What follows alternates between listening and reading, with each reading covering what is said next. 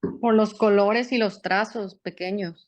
Exactamente, por los colores y los trazos, que son pinceladas muy breves, pero llevadas a cabo rápidamente y además con mucha pintura. Estas son características plásticas, visuales del impresionismo. Y entonces, este es un cuadro de Rufino Tamayo. No es de un impresionista, es de Rufino Tamayo, pero de Rufino Tamayo practicando a la manera del impresionismo.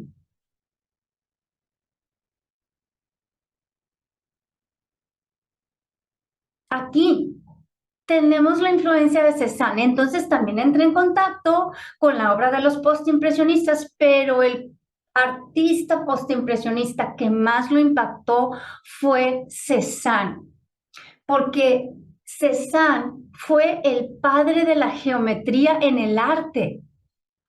No lo fueron los cubistas. Antes de los cubistas estuvo Cézanne y fue Cézanne precisamente la inspiración que tomaron Picasso y Braque para inventar el cubismo. Y entonces Rufino Tamayo dijo, ¡wow! O sea, esto sí que es una manera de volver universal el arte, porque una figura geométrica te la entiende cualquiera. Cualquiera te dice, ese es un círculo, ese es un triángulo y ese es un rectángulo. Hasta los niños de primaria las pueden identificar. Él vio el arte de Cézanne como una manera de aplicarlo a su propio estilo y volverlo accesible precisamente a todas las personas, no nada más a los mexicanos con temas mexicanos. Y entonces Cézanne, fíjense, lo que dijo es que toda la realidad nosotros la podemos resumir en tres formas geométricas: la esfera, el cono y el cilindro. Así, oigan, así. Entonces, por ejemplo, aquí tenemos un cuadro de Cézanne y dice uno, no, pues estamos viendo que pintó una persona. Sí, pero él pintó esta persona basándose únicamente en esas tres formas geométricas: el cono, la esfera y el cilindro. Incluso los espacios negativos, oigan, tienen esas formas. Y uno dice, bueno, ¿y qué tal un bodegón? No, pues ahí tiene figuras orgánicas. ¿Cómo me vas a estar hablando de geometrismo aquí?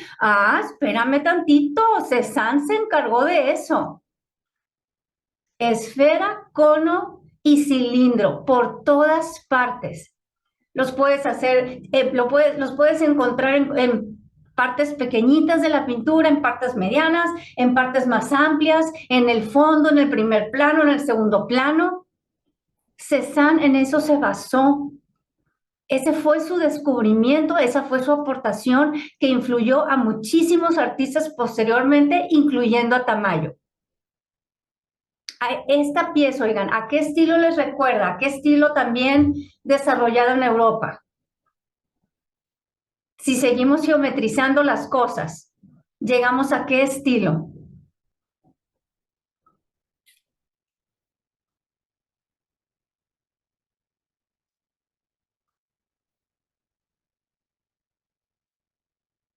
¿Cuál estilo se encargó de geometrizar todavía más que Cézanne? Cubismo.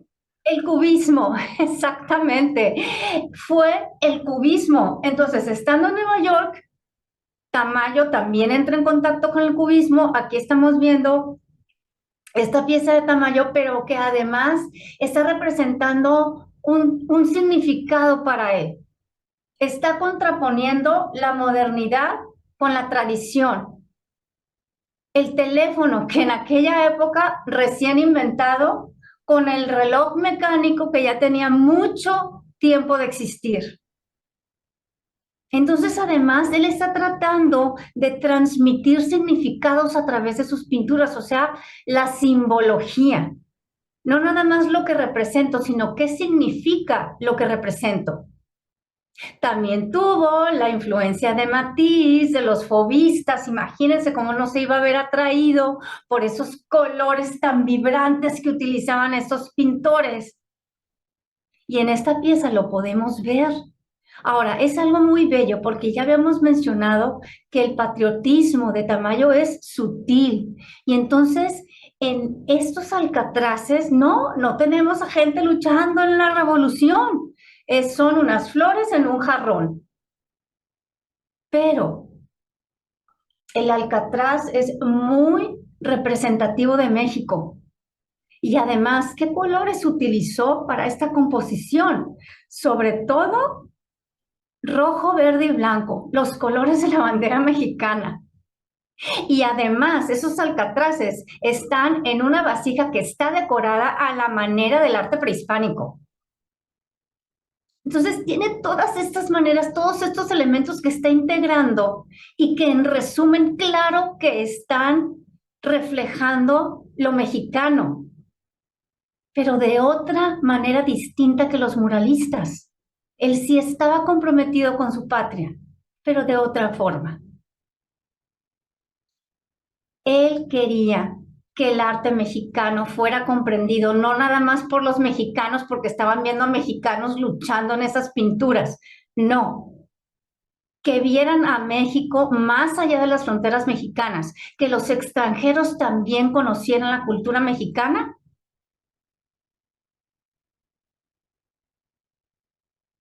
al contemplar el arte de nuestro país. Que cualquier persona de cualquier nacionalidad se pudiese identificar con nuestro arte y lo pudiera comprender y lo pudiera apreciar y valorar. Pero con ese tapiz que pinta en el fondo, pues claro, ahí es donde vemos una marcada influencia de Matisse.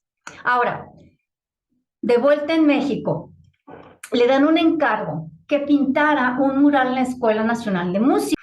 Muy bien, y entonces no crean que pararon las clases para que él llevara a cabo el mural. Él se puso a trabajar ahí en su andamio y mientras los estudiantes iban y venían, él seguía pintando las paredes y el techo.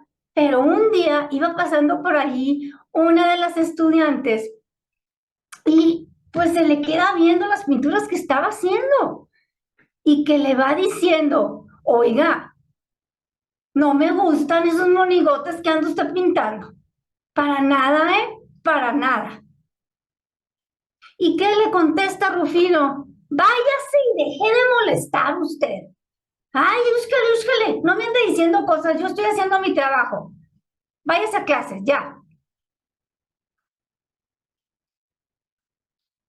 Bueno, pues a partir de eso, imagínese, o sea, que te critiquen tu trabajo, además, un mural magno en nada más y nada menos que en la Escuela Nacional de Música. O sea, ¿qué habrá pasado en la mente de Rufino Tamayo en ese momento? ¿Se fue para abajo o se quedó pensando, reflexionó acerca de las observaciones que le habían hecho? ¿Qué sucedió? Pues que a los 5 meses estaban casados. Eso fue lo que sucedió. ¿Pueden creerlo? O sea, no me gustan sus monigotes. Váyase de aquí, deje de molestar. ¿Te casas conmigo? Eso fue lo que pasó, nada más y nada menos. Se enamoraron de ese primer intercambio que tuvieron. Así como lo oyen. Hubo una identificación muy profunda entre ambos.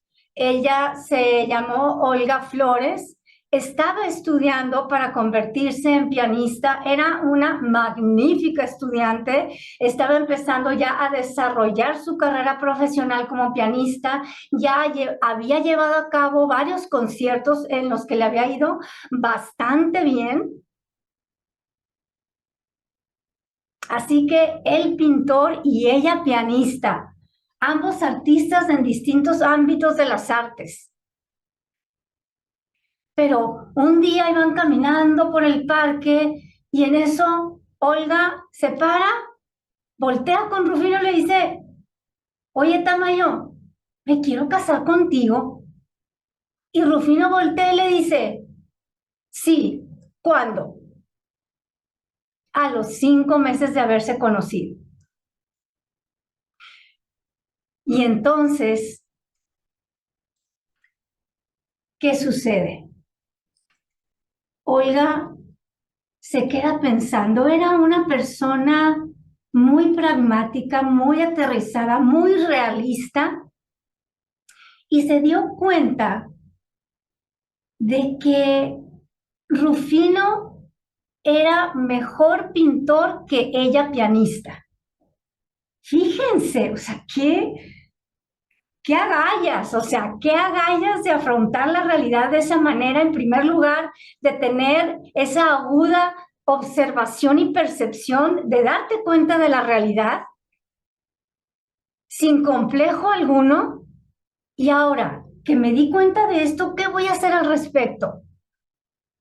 Los dos podemos seguir ambas carreras, pero no. Yo decido dejar mi carrera de pianista para dedicarme a apoyar a Rufino, para ayudarlo a disparar su carrera como pintor, para que llegue más allá de México.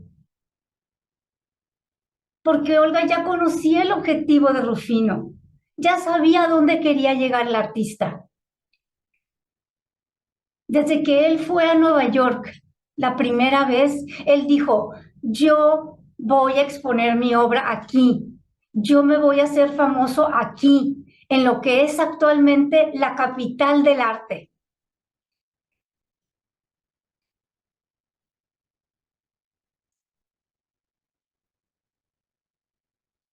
Y entonces es como van a iniciar su vida como esposos para toda la vida, hasta 1991, cuando él muere, de 1934 a 1991.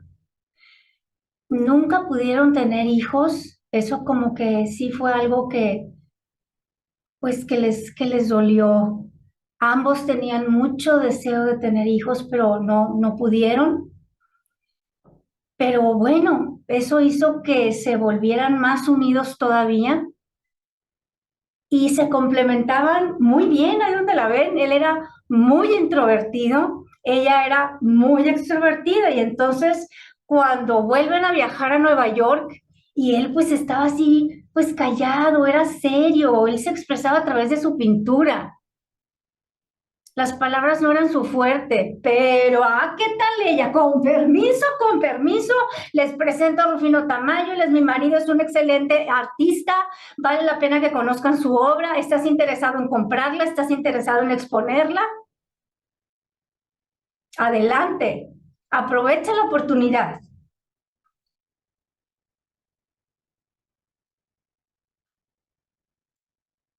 Y acerca de su personalidad y del intercambio de las palabras y de las imágenes en su persona, Tamayo dijo, mi único lenguaje está hecho de formas. De las palabras he prescindido lo mayor posible, quizá porque jamás logré expresarme a través de ellas con la eficacia y sinceridad de mis pinturas. Él también se conocía muy bien.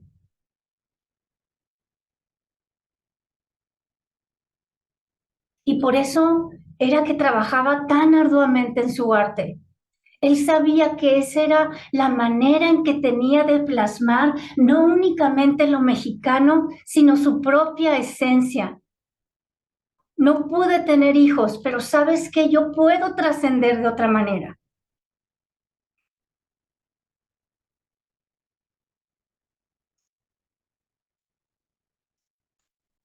A lo largo de su vida hizo varios retratos de Olga, aproximadamente unos 20, 22 más o menos. Ella se convirtió en su musa, se convirtió en su confidente, se convirtió en su manager inclusive.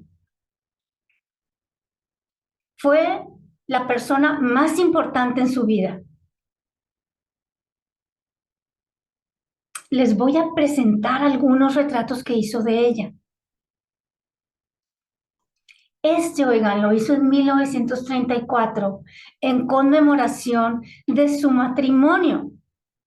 Es el año en que se casaron y a ella la estamos viendo aquí con el traje que usó en su boda. Ella no se puso vestido de novia típico blanco, hasta en eso estaban remando contracorriente, queriendo ser diferentes.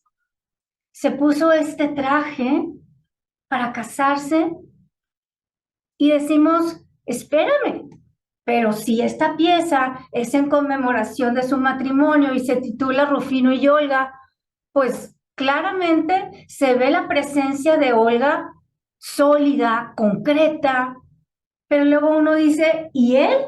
¿Dónde quedó él? ¿Dónde está Rufino? Lo buscamos y logramos encontrarlo así como que de manera muy etérea, apenas trazado su perfil, volteándolo a él, o sea, volteándose a él mismo para verla a ella. Es una declaración de amor porque él se representa mediante el pensamiento de Olga, o sea, yo existo por ella, yo existo a través de ella y yo quiero presentarme ante el mundo mediante sus ojos. Se está entregando completamente a Olga, a su mente, a su corazón, a sus sentimientos, a sus pensamientos, a su propia percepción. Él quiere ser percibido como ella lo ve.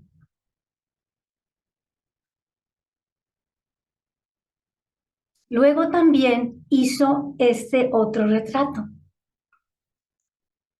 Vean qué diferente, qué distinto. Aquí está utilizando esta paleta maravillosa de grises que tiene. ¿Cuántos colores utilizó aquí? Unos 2 o 3 cuando mucho. Pero lo que hizo con esos colores fue llevarlos a muchas tonalidades distintas. ¿Cuántas tonalidades de grises tenemos y cuántas tonalidades de este como rojo, rosado, tostado, que se van haciendo más oscuras y más claras a medida que van recorriendo la superficie pictórica y que luego se van repitiendo en otras partes también, como el gris que se concentra sobre todo en el vestido de ella, después, vean por aquí donde estoy moviendo mi cursor, se sale de la figura de ella, se sale del vestido de ella para penetrar en el fondo, para esparcerse por la pared.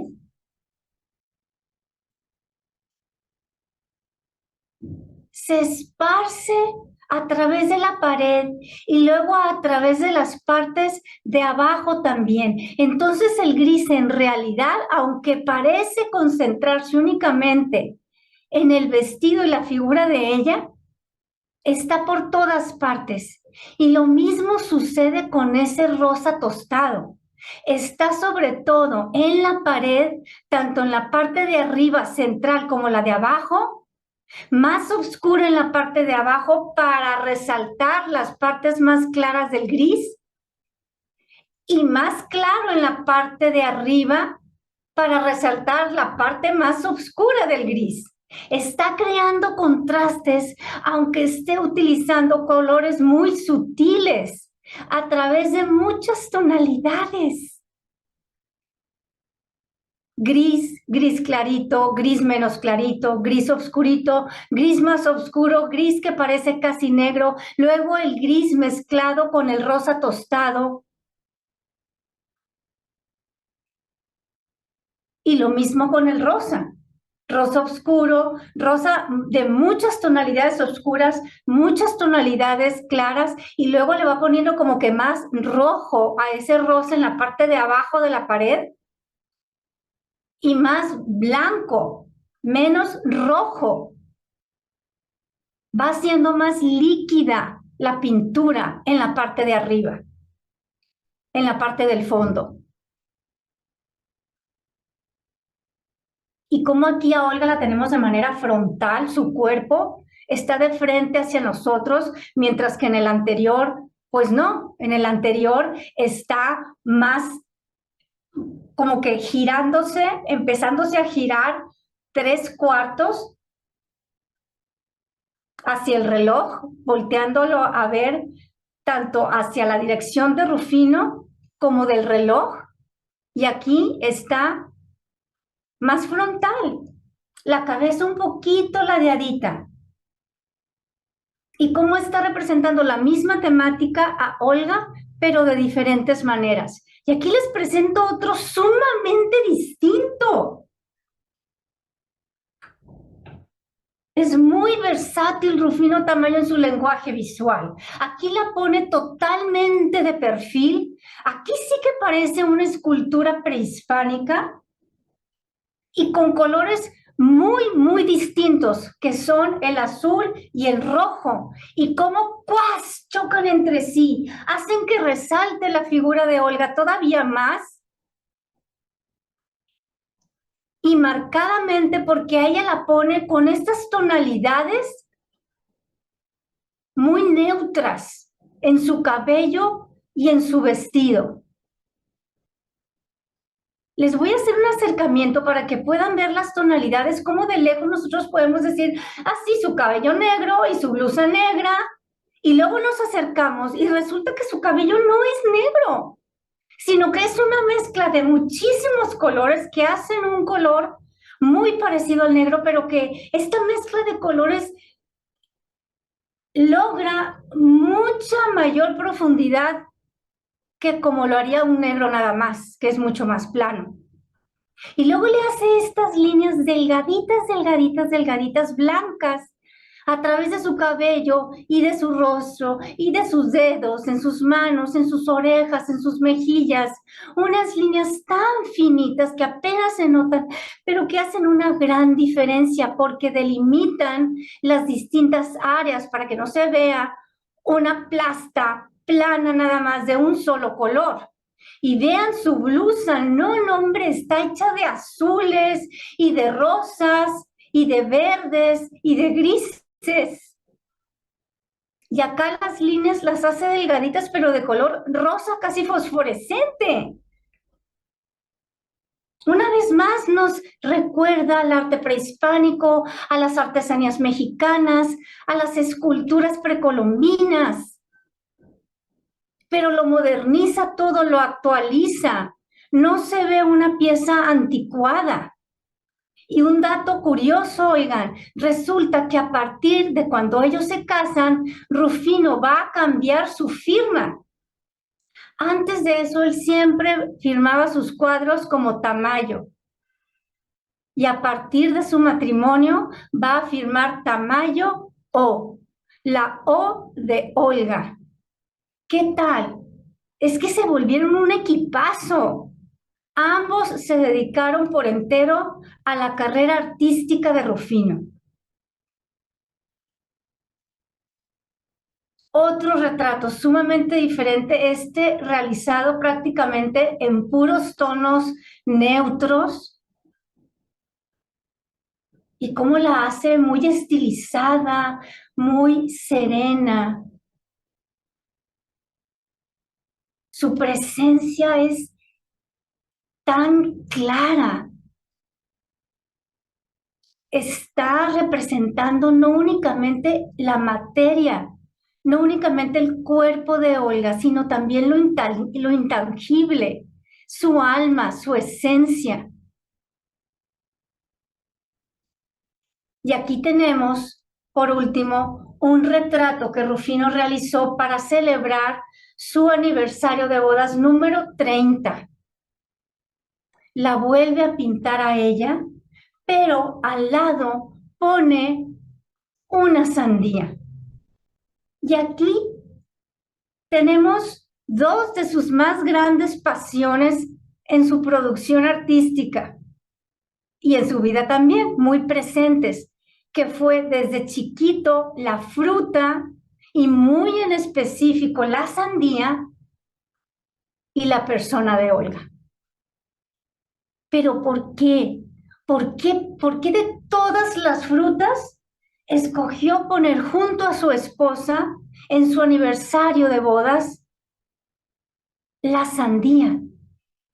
¿Por qué la sandía y no otra fruta? ¿Por qué fue la sandía otra de sus más grandes pasiones? ¿Qué simbolizó para él? ¿Qué representó en su vida?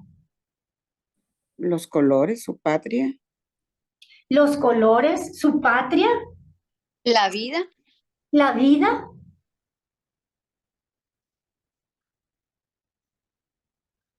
¿Por qué la sandía?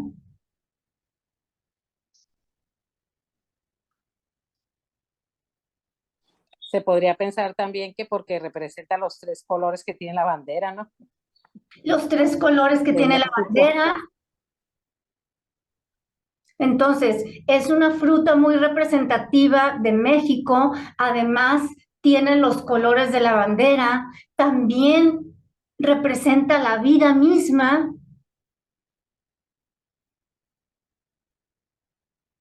Pero todavía hay un significado histórico.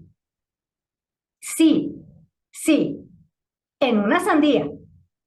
En una sandía tenemos un significado histórico que tomó Rufino Tamayo para simbolizarlo, para plasmarlo en sus cuadros.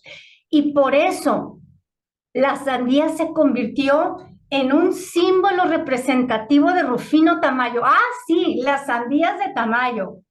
Las sandías de Tamayo. Y así como hizo muchísimos cuadros de Olga, hizo tantísimos más de sandías. Por todo esto que han dicho ustedes, pero además por este significado histórico representativo de nuestra patria, el cual vamos a descubrir la próxima clase con el favor de Dios para saber por qué la sandía fue otra de las grandes pasiones de Rufino hasta convertirse en el símbolo pictórico del artista. Muchísimas gracias por haber estado y nos vemos la próxima clase con el favor de Dios.